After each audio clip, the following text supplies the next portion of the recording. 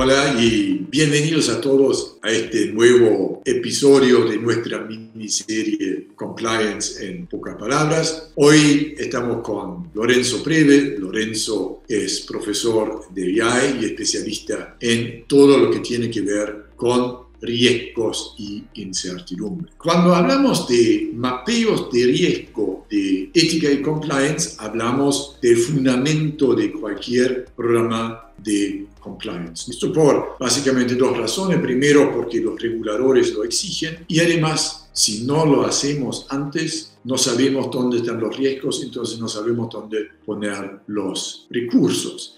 Parece, sin embargo, que los mapeos de los riesgos de ética y compliance son aún más complejos y difíciles de realizar que los mapeos normales. ¿Vos tenés alguna idea por qué esto podría ser así? Bueno, a mí me parece que cuando vos obligás a la gente a pensar en una caja, los obligás a pensar en temas más profundos. Si yo junto a un grupo de gente y le digo que me identifiquen los riesgos de una determinada empresa, es probable que tengan una tarea bastante fácil en identificar una cantidad relativamente grande de riesgos bastante obvios. Ahora, cuando yo le digo, ahora vamos a hablar de los riesgos de ética y compliance en especial, y bueno, los estoy forzando a revolver un poco más y a estudiar un poco más y a pensar un poco más. Eso me parece que es un genérico, por supuesto. Lo mismo pasaría si les dijera, identificame los riesgos de finanzas o los riesgos estratégicos. Pero después me parece que se da una segunda cosa. A la gente le cuesta bastante marcar la línea de dónde termina ética y compliance y dónde empiezan otras áreas. Entonces, me ha pasado de participar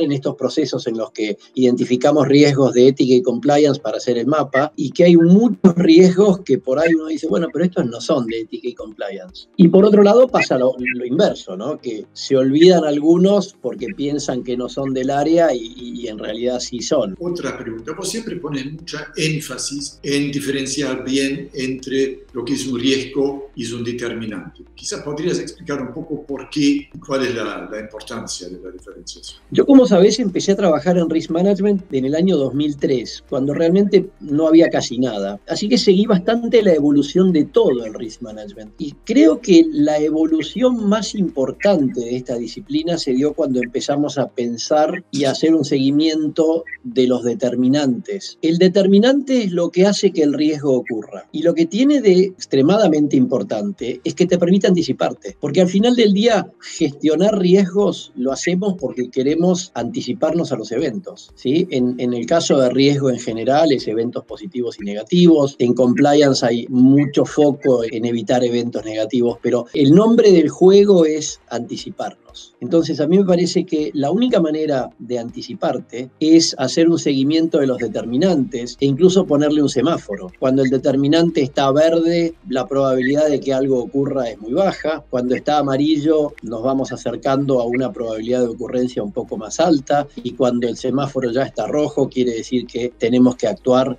rápidamente. Entonces, el seguimiento de un determinante es lo que hace que vos puedas llegar al riesgo antes de que éste ocurra y lo puedas prevenir y no tener que curar después. ¿Cómo sería, en pocas palabras, un típico proceso de realización de mapeo de riesgo de ética?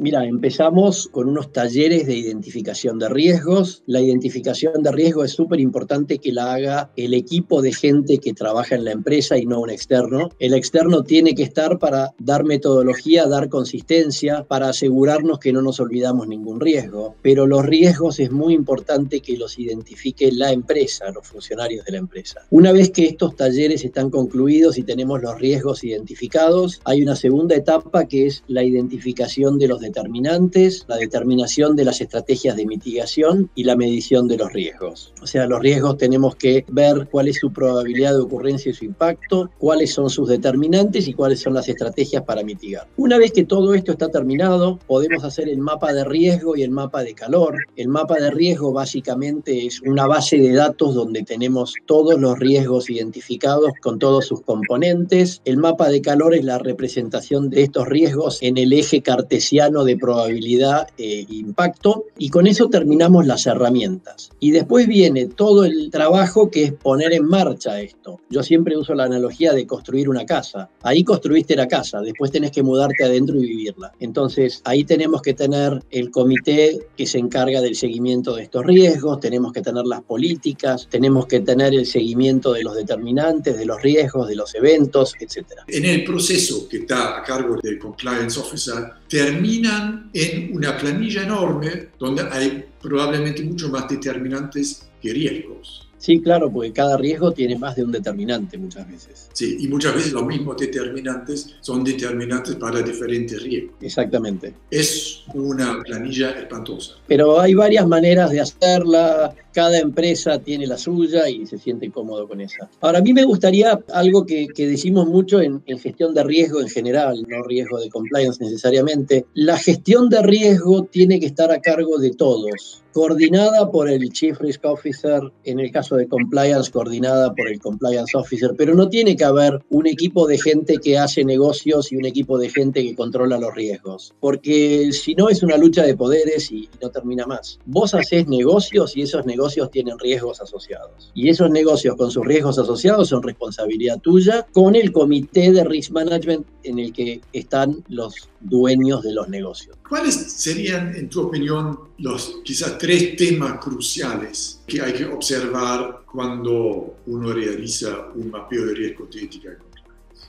No te voy a hablar de riesgos en particular, porque esos son los que sabes bien vos y mucho mejor que yo. Pero yo voy a hablarte de temas fundamentales para mí en el proceso. Uno es que el proceso lo haga la empresa y no lo compre hecho. Después me parece que hay otro tema fundamental, el de lograr un cambio cultural. Y es el cambio cultural que tiene que hacerse en la compañía, porque cuando vos haces estos procesos hay un nivel de gente que está en el proceso y hay otro nivel de gente que es mucho más grande, que no participa del proceso. Esa gente no tiene ni idea de lo que estás haciendo. Entonces, los que participaron del proceso conocen y están con un cambio cultural por lo menos comenzado, pero todo el resto de la gente no sabe de lo que estamos hablando. Y por último, te diría, para decirte un tercero, estos procesos no pueden llevar demasiado tiempo en hacerse, porque la gente pierde interés. O sea, si vos empezás un proyecto de mapa de riesgo, ya sea de compliance o de cualquier mapa de riesgo, en marzo, y en junio del año siguiente, cuando pasó un año y 3-4 meses, vos todavía seguís dando vueltas, la gente ya en la mitad se aburrió, cambió gente en el medio, el tipo que estaba en finanzas ya no está más, cambió el gerente. Entonces,